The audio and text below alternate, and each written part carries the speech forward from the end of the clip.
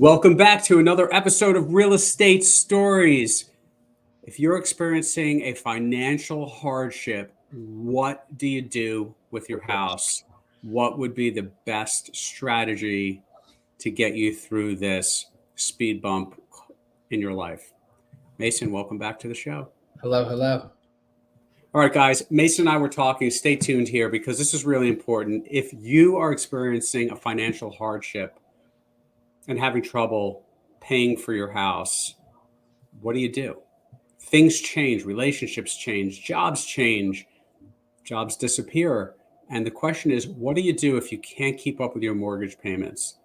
So we were talking about this, and the question came up, do I just let it get foreclosed on? And what if I haven't paid my mortgage in 6 months? Can I still sell my house? Mason, if you haven't paid your mortgage in 6 months, can you still sell your house?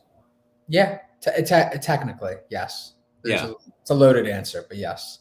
Yeah, you can, right? Because even if you haven't paid your mortgage in 6 months and you still own the house, you have the right and the ability, I shouldn't say the right, the ability to sell your house. You can.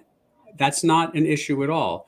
The issue could become, do you owe more on your house than your house is actually worth? That's where it could get a little bit tricky. So one of the things that we coach people through is to let them know that if there's a way to avoid foreclosure, always avoid that. And there's really two primary reasons. One is if you ever want to purchase a home in the future, if you've had a foreclosure, it makes it a lot more difficult to purchase a home, or it's almost impossible in the very near future, but it can be extremely challenging even several years from now. So if there's a way to avoid that's great. The other thing that a lot of people don't realize is when we buy a house, Mason, and we sign all those mortgage documents, and they're basically all pretty similar from one lender to the other. One of the things that it talks about in those mortgage papers that we all sign is, okay, in the event, and let's use a real example. Let's say I owe the mortgage company $300,000 for my property. And I just say, the heck with it, man, I'm out. And I just bury my head in the sand. I take off. The house eventually gets foreclosed on. What happens? Well, eventually the mortgage company or lending institution is going to foreclose on the property, and they're not in the real estate business. So they are going to sell it. They don't keep it. So when they sell it, let's just use our example. Let's say they lose $50,000 on the sale between what it actually sells for, legal fees, maintenance of the property, all that kind of stuff. Let's say they lose $50,000. Well, and a really important point here is in those mortgage documents that we all sign, the lender has the right to pursue what's called a deficiency judgment, which means they have the right to pursue the former homeowner for the $50,000 that they just lost on the property. But how often does that happen? Well, I don't track our sales, right? I mean, I don't track this stuff, and I don't know exactly how often it happens. Maybe we should do some research on that. Yeah.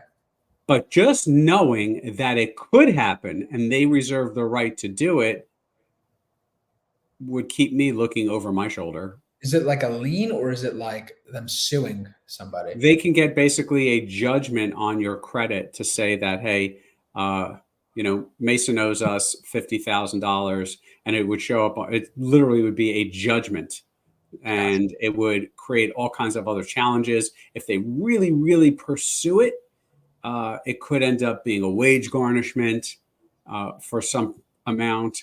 Sure. In my experience, the only way to kind of answer your question is I can't give you an exact data, but in my experience, it seems to the smaller the lender, the more likely it is, in my experience, for them to pursue it. The larger lender, not. But let's not get confused here, because if you work with a smaller lender slash broker to initiate the mortgage, it's extremely common for that to get sold to one of the larger lending institutions for servicing and handling later. So when I say small lender, I mean like a small local bank that holds on to the mortgage and doesn't sell it on the open market. They, in my experience, and you guys out there that are watching this, correct me if I'm making a mistake, that seems more likely than the larger lending institutions. But the bottom line is they still have a right to do it. So the goal here would be, if you're experiencing a hardship, is to avoid foreclosure if possible. Now, here in New Jersey, here's how it works. Typically, after not paying your mortgage for about 90 days, the lender can and usually will file a lis pendens, which is Latin for notice of foreclosure. Now it becomes public record. A lot of stuff that goes on in real estate ultimately is public record. It's not that the lender is trying to shout it out and put a banner on your house that you're having a hardship, but it does become public record, and it does show up on certain websites that way, and it's out there. So that becomes public record. And then depending on how busy and how complicated, and there's a lot of variables here. It's probably 2 or 3 more videos. It could take a year-ish, sometimes a little less, but often more, for the entire foreclosure process to go through. And it's not like, as a homeowner, you're in the dark. You're getting a tremendous amount of communication along the way. They don't want to foreclose. That's the truth. They want to work it out somehow with you.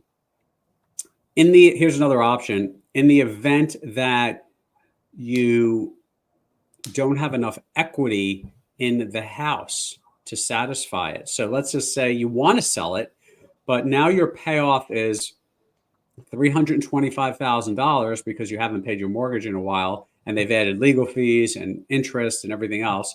And let's say the house is actually worth $300,000. That could get tricky, right? Because there are costs associated with you selling the house, and you owe more than it can be sold for. That might be a short sale scenario for you guys. We've done tons of short sales. It's been a few years since we have, because the market's been kind of wild since 2020. But a short sale refers to the concept of shorting the mortgage. And I'm pretty sure, if I don't link a video up here, guys, on YouTube, take a look at our playlists, because I'm pretty sure we have a video about short sales specifically going back a few years, and we'll probably make an updated one soon. So a short sale is another option, still better than actually foreclosing, because in a short sale situation, the goal is to get the lender to let you off the hook for that difference of whatever, 25,000, I think we said roughly in that last example.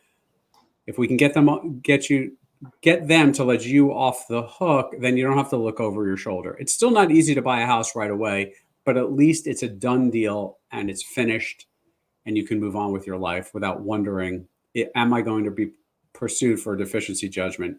And in some cases, and I know this is going to sound wild, in some cases in a short sale, the lender will actually give you, as a homeowner, a financial incentive to participate.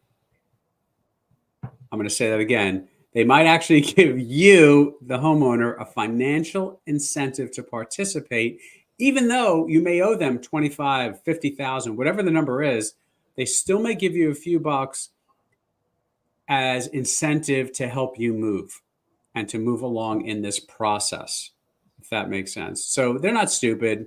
They don't want the property. They just want it to move along. If you have a fair offer and you're working with an agent that understands this process, has a great attorney on board, it's definitely something that is possible depending on what is going on with you financially. There's a lot to unpack on this stuff, man.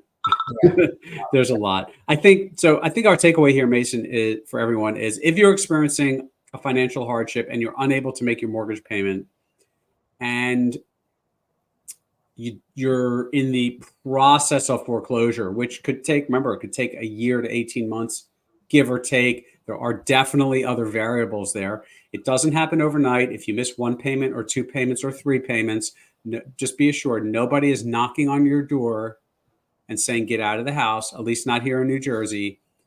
So don't worry about that. But definitely, if you don't see a way out, reach out to a qualified real estate professional who can coach you through this and help you get to the end in the cleanest way possible. There can definitely be some twists and turns. There's a lot of variables here, but there is a way to get through it, and there is a light at the end of the tunnel. Yeah, exactly. So if you guys think we can help you, if you found this content interesting, please take a minute, hit that like button below if you're watching us on YouTube or on social media. We really appreciate it, and it really helps the YouTube algorithm. Any closing thoughts, Mason? no, just happy to help when it's time.